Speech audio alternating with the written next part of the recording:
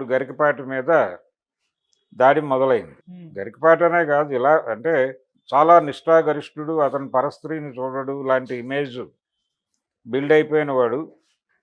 వాళ్ళ తెర వెనక భాగవతం అని చెప్తే ప్రపంచం చాలా ఇంట్రెస్ట్‌గా చూస్తుంది. ఎవరిదైనా సరే. అవును.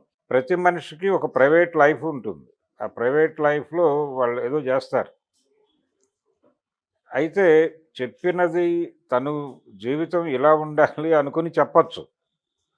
తన అనుభవాల నుంచి కూడా కొంత జ్ఞానం పొంది చెప్తారు. ఈ చెప్పే క్రమంలో ప్రతిదీ ఆచరించి చెప్పాలి అనేది కూడా కష్టమే. అంటే తను ఆచరించలేనిది కూడా ఆదర్శంగా పెట్టుకొని కూడా మాట్లాడొచ్చు. హ్మ్. ఆ క్షణం అతను ఆచరించలేకపోవచ్చు. అయితే ఆయన వన్ సైడెడ్‌గా వెళ్తున్నాడు. కొన్ని సందర్భాల్లో కొంచెం రిజిడ్‌గా బిహేవ్ చేస్తున్నాడు అనే విమర్శలున్నాయి. ఆ విమర్శలు ఓకే. ఆయన చెప్తున్న అంశాలలో ఉన్నటువంటి గందరగోళం, అలాగే ఆయన ప్రపంచానికి కన్విన్స్ చేయడానికి ట్రై చేసే సందర్భాల్లో ఆయన చిరంజీవి మీద ఒకసారి అవును. అటాక్ చేశాడు. అది కూడా ప్రస్తావించిందావిడ. అంటే ఆయన సెల్ఫీలు దిగటం, ఆహ్, ఈ హడావిడి. ఈ హడావిడి అక్కడ ఏర్పాటు చేసినటువంటి సభని డిస్టర్బ్ చేస్తోంది అన్నట్టుగా ఆయన, చిరంజీవి గారు మీరది మానేయాలి. అది మానేసి వస్తేనే కార్యక్రమం మొదలవుతుంది. ఏమిటిది, మేము ఉండాలా? వెళ్ళిపోవాలా? మీరు సెల్ఫీలతోనే ప్రోగ్రామ్ నడిపించేస్తారా? టైప్‌లో ఆయన చిరాకు పడ్డారు. హ్మ్. ఆ చిరాకు పడటం, చిరంజీవి గారు అవన్నీ వదిలేసి వచ్చేయటం, ఇది చిరంజీవి అభిమానుల్ని గాయపరిచి వాళ్ళు ఈయన్ని ట్రోల్ చేశారు. ఓకే. ఈయన సారీ చెప్పాడు తర్వాత. అలా అనుండకుండా ఉంటే బాగుండేది. అభిమానులు అన్నాక అలా జరుగుతుంది అని.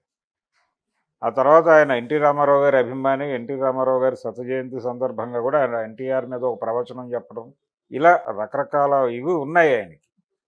అనేక ముఖాలున్నాయి. ప్రతి మనిషికి అనేక ముఖాలుంటాయి. ఒకే ముఖంతో ఏ మనిషి ఉండడు. హ్మ్. ఇది ప్రపంచానికి తెలుసు.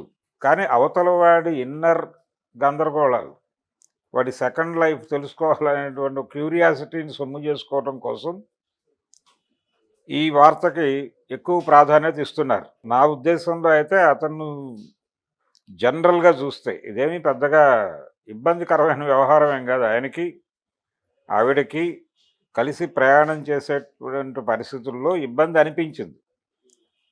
ఆ ఇబ్బంది అనిపించి కూర్చొని మాట్లాడుకునే కదా విడిపోయారు. పిల్లల బాధ్యత ఈయన ఆవిడకి వదిలేసి రాలా. ఈయనే తీసుకున్నాడు. ఈయనే తీసుకున్నాడు. వాళ్ళ మదర్ దగ్గర పెట్టాడు. ఈయన జీవితం ఏదో ఈయన గడుపుతున్న టైంలో ఈయనకి వాళ్ళు పెళ్లి చేశారు. శారద అనేటువంటి ఆవిడనిచ్చి పెళ్లి చేశారు. ఆవిడ ఈయనతోనే ట్రావెల్ అవుతుంది. ఆ పిల్లల్ని ఈవిడే పెంచింది. హ్మ్. ఇది కదా స్టోరీ. ఇదే కథని వాళ్ళు చెప్తున్నారు. అవతల సైడ్ వాళ్ళు చెప్తున్నది కూడా ఇదే స్టోరీ. అయితే ఇక్కడ దాచిపెట్టిన ప్రపంచానికి దాచిపెట్టింది ఏమిటి? ఈయన రెండో వివాహం అనేది మొదటి భార్యతో విడిపోయిన విషయం బయటకు చెప్పడం లేదు అని. చెప్పడం వలన ఏమిటి ప్రయోజనం? చాలామంది జీవితంలో ఒక జర్నీ ముగిసిన తర్వాత ఇంకో జర్నీ ప్రారంభిస్తారు. అతను ప్రవచనకారుడిగా మారిన సమయంలో ఆవిడ ఉంది తన కంపానియన్‌గా. రెండోది వీళ్ళకి ఎవరు ఒకళ్ళ మీద దాడి చేసే ప్రతి ఒక్కడు కూడా తను చాలా నైతికంగా చాలా గొప్పవాడిగా భావించుకుంటారు. అదే తప్పు. వీళ్ళ దగ్గర కూడా వెతికితే హ్మ్. దొరుకుతాయి. నైతికత అనే బెత్తం పట్టుకుని ప్రపంచాన్ని కంట్రోల్ చేయటం అనేది ఏ రూపంలో జరిగినా అది తప్పే. ఓకే. ఇక్కడ కూడా గరికపాటి విషయంలో జరుగుతోంది అదే ఆవిడ వైపు నుంచి. ఆవిడకేదో వేరే ప్రయోజనాలు ఉంటే ఉండొచ్చుగాక. అంటే పిల్లలతో ఇప్పుడు ఆవిడకి పిల్లలతో ఉండాలి అనే అభిప్రాయం కలగచ్చు. కలగటం తప్పేం కాదు. ఆ టైంలో అనిపించలేదు. అది బర్డెన్‌గా అనిపించి ఉండొచ్చు. ఇప్పుడు బర్డెన్‌గా అనిపించట్లేదు. పిల్లలతో ఉండాలని ఆవిడ అనుకుంటోంది.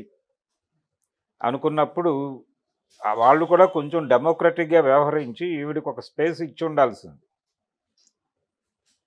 ఈ నైతికత అనే దానికి భయపడి వాళ్ళు గందరగోళ పడిపోయి వద్దొద్దు, దూరం దూరం అని ఉంటారు. తద్వారా ఈవిడ్ని గాయపరిచి ఉంటారు. హ్మ్. ఈ టోటల్ ఎపిసోడ్‌లో నైతికత అనేది చాలా మేజర్ రోల్ ప్లే చేస్తుంది. అంటే నైతికత వలన ఒక రకమైన హిపోక్రసీ వస్తుంది. ప్రతి మనిషి కూడా బయటకు చాలా గొప్పగా కనిపించి లోపల చేసే పనులు చెప్పకుండా దాచిపెట్టి ఏదో చేస్తున్నాననే భ్రమకు గురవుతారు. ఓకే. ఇప్పుడు ప్రపంచం ఎవరు ఏ పని చేసినా తెలుసుకోవడం పెద్ద కష్టమేం కాదు. హ్మ్.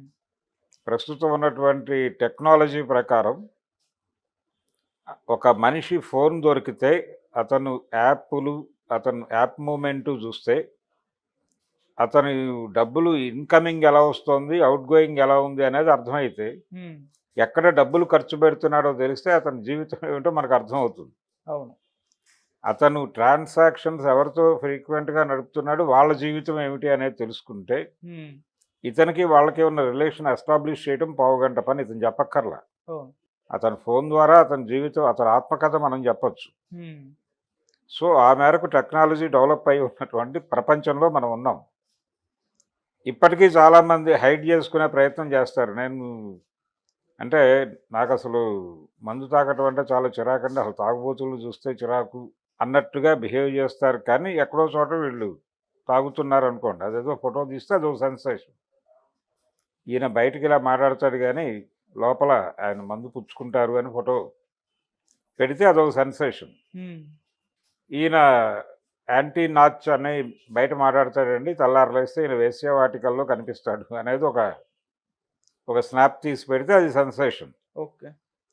అక్కడికి అదే ఇవన్నీ కూడా మానవ ప్రవృత్తిలో భాగమే. మానవ ప్రవృత్తి, కోరికలు, దాని తాలూకా దాన్నెట్లా నడిపించాలి అనేది.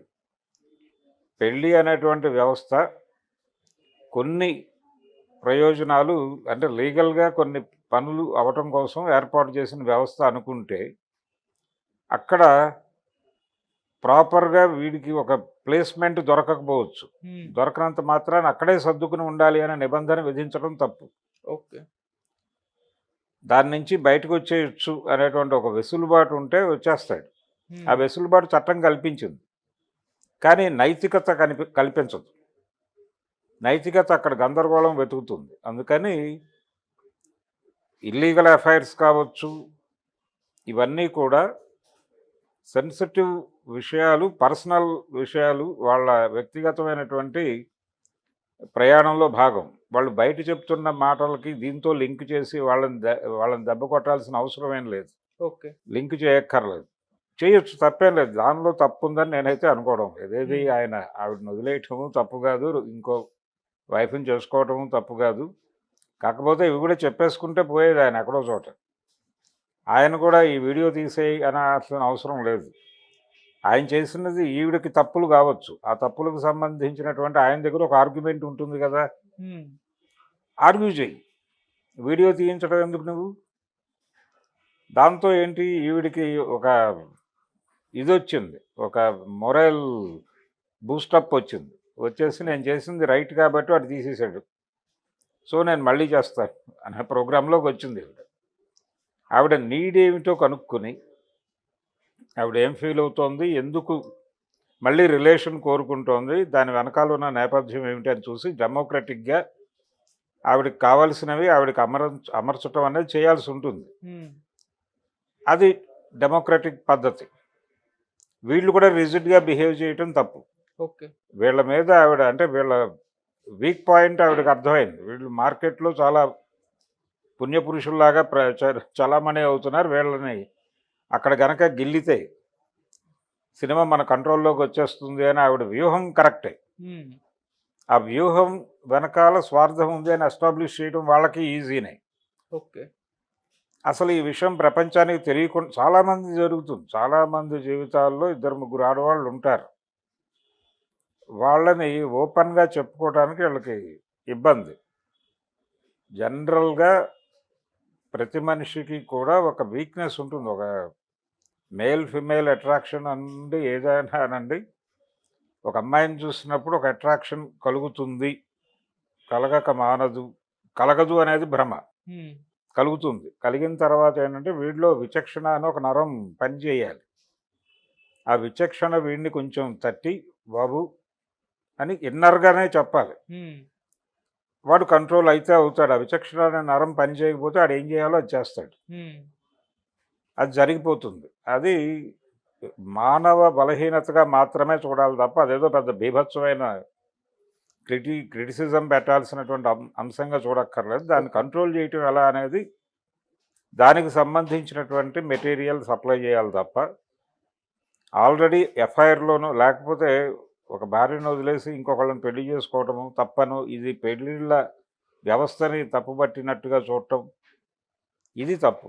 ఆవిడ ఓకే. నిజానికి ఆవిడ మాట్లాడిన దానిలో చాలా ఇల్లాజికల్ వ్యవహారం ఉంది. అంటే ఎందుకు 20 ఏళ్ళు భరించాను అందావిడ. 20 ఏళ్ళు నడిచిందని చెప్తోందావిడ. ఆ తర్వాత 20 ఏళ్ళు అతను లేకుండానే ఉన్నాను అని. ఆ పిల్లల్ని దాదాపు 10 ఏళ్ళు తనే పెంచినట్టుగా చెప్తున్నారావిడ. 10 ఏళ్ల తర్వాత వాళ్ళు బయటికెళ్ళిపోయారని చెప్తున్నారు. ఏది జరిగినప్పటికీ ప్రస్తుతం ఆవిడతో లేరు. ఆవిడ వైపు చూడటానికి కూడా వారు ఇష్టపడటం లేదు అనేది ఎస్టాబ్లిష్ అయిన ఫ్యాక్టు. హ్మ్. కాబట్టి ఇప్పుడు ఆవిడ ఓపెన్‌గా ఈ సెంటిమెంటల్ అటాకు లేకపోతే నైతిక బెత్తంతో కొట్టే ప్రయత్నము మానేసి, నాకిది కావాలను, మనం విడిపోయినప్పటికీ నాకిది ఈ నీడ్ మీతో ఉండింది. మీరు నాకు పిల్లలే. నాతో లేనప్పటికీ నాకు పిల్లలే. నేను ఆ రోజున మిమ్మల్ని ఆయనతో ఉంచటానికి కొన్ని కారణాలున్నాయని అది ఎస్టాబ్లిష్ చేసి, ఆ దిశగా ప్రయత్నం చేసుకోవటం మంచిది. ఇది బ్లాక్‌మెయిల్ చేయటంలో ద్వారానో, లేకపోతే థ్రెటన్ చేయటం ద్వారానో ఇష్యూని సెటిల్ చేసుకోవాలి అనే ప్రయత్నం కరెక్ట్ కాదు. ఓకే. వాళ్ళు వీడియోలు డిలీట్ చేయటము తప్పే, ఈవిడ వీడియోలు చేయటము కూడా తప్పే ఆ విషయంలో. హ్మ్. ఓపెన్‌గా వెళ్ళి మాట్లాడుకోవచ్చు. లేదంటే కోర్టుకెళ్ళొచ్చు. లేకపోతే పోలీస్ స్టేషన్‌కెళ్ళి కంప్లెయింట్ ఇచ్చుకోవచ్చు. అప్పుడు కూడా మీడియాకు తెలుస్తుంది అది వేరే గొడవ. మీడియా అప్పుడు కూడా నైతిక డ్రెస్సు వేసుకుని ఇమ్మీడియేట్‌గా గరికపాటి ఇది అని చెప్పేసి కథనాలు అతని మీద మొదటి భార్య పోలీస్ స్టేషన్‌లో కంప్లెయింట్ అని హడావిడి చేసుకోవచ్చు. ఆ బిజినెస్ అది నడుస్తుంది. ఓకే. దాన్ని ఎవడూ ఆపలేడు. ఓకే. అయితే ఇక్కడ వీళ్ళిద్దరూ కూడా వ్యవహరించాల్సిన పద్ధతిలో వ్యవహరించకపోవటం. అటు గరికపాటి కావచ్చు, ఇటు ఆవిడ అతని ఫస్ట్ వైఫ్ కావచ్చు. ఆవిడ తనకు స్టూడెంట్స్ బలం ఉంది అని చెప్తోంది. స్టూడెంట్స్ ఉన్నారు. ఇప్పుడు నా మీద చేయేస్తే వాళ్ళందరూ చూసుకుంటారు మిమ్మల్ని అని కూడా ఒక థ్రెట్ ఇచ్చారావిడ. హ్మ్. ఆ రోజున కాబట్టి ఇన్నోసెంట్‌గా నేను స్టేషన్‌లో కూర్చున్నాను 24 గంటలు. ఇప్పుడు టచ్ చేయండి చెప్తాను అని. అంటే నేను ప్రిపేర్ అయ్యాను మీ అటాక్స్‌కి అని. మీ అటాక్స్‌కి ప్రిపేర్ అయ్యాను అంటే నేను సీరియస్‌గా మీ మీద అటాక్ చేయబోతున్నాను అనేది సెన్స్. హ్మ్. అందుకని వాళ్ళు కూడా కొంచెం అనునయంగా మాట్లాడి ఏం కావాలి, ఏమిటి కోరిక అనేది కనుక్కొని అది తీర్చగలిగిన పరిధిలో తీర్చేసి పంపించేయటం మంచిది. Okay sir. ఏదో ఒక పద్ధతిలో అకామిడేట్ చేయాలి. ఏ మనిషినైనా ఒంటరిని చేయటం కరెక్ట్ కాదు. హ్మ్. ఒంటరిని చేయటం అంటే ఏదో ఒక రోజున మనతో విడిపోయి తర్వాత ఏదో ప్రాబ్లంతో వచ్చినప్పుడు అది దృష్టిలో పెట్టుకుని ఇప్పుడు కాదు అనటం కరెక్ట్ కాదు. ఓకే. అడ్మిట్ చేయాలి. అడ్మిట్ చేసి ఆ రిలేషన్‌తో ఒక అడుగు ముందుకేసి సహాయం చేయటంలో తప్పేం లేదు. వీళ్ళకి తమ స్థాయి ఇవన్నీ కూడా అడ్డొచ్చేస్తున్నాయి. ఇగోలొచ్చేస్తున్నాయి. హ్మ్. ఈ పర్సనల్ ఈయన తెల్లారి లేస్తే ఆయన అద్వైతం చెప్తాడు, అన్నీ చెప్తాడు.